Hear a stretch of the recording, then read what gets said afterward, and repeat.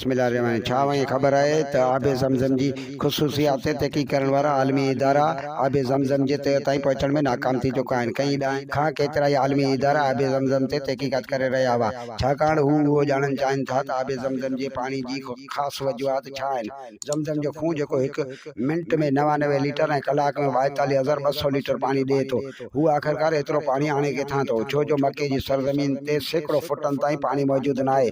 Japan जे हिकु तहक़ीक़ाती इदारे पंहिंजे तहक़ीक़ाती रिपोर्ट में लिखियो आहे त ज़मज़म जे पाणी जो हिकु क़तरो अगर आम पाणी में मिलायो वञे त उन पाणी जी ख़्वाहिश तब्दील थियो वञे। ज़मज़म जे पाणी जो बिलोर दुनिया जे के बि खिते जे पाणी सां मुशाबत नथी रखे ऐं उन्हनि जो इहो बि चवणु आहे त ज़मज़म जे पाणी खे रिसाइकल करे उन जी ख़्वाहिश तब्दील नथी करे सघिजे।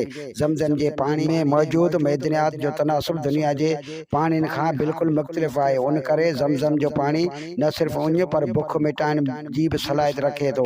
आबे ज़मज़म जे खूह जी गहराई 99 फुट आहे। हाज़िर आहे त दुनिया जे पाणियुनि में काई यानी ॼार जो ॼमी वञणु, हयातियात ऐं निबातात जो अज्जा ऐं अशरार जो मौजूदु हुअणु आम ॻाल्हि आहे। पर अल्लाह जो इहो करिश्मो आहे जो ज़मज़म जे पाणी में उहे सभु मौजूदु न आहिनि ऐं उन सां गॾोगॾु सदियूं गुज़री चुकियूं आहिनि, पर अॼु ताईं ज़मज़म जे खूह जो पाणी न तब्दील थियो आहे ऐं न ई उन में को फ़र्क़ु पियो आहे।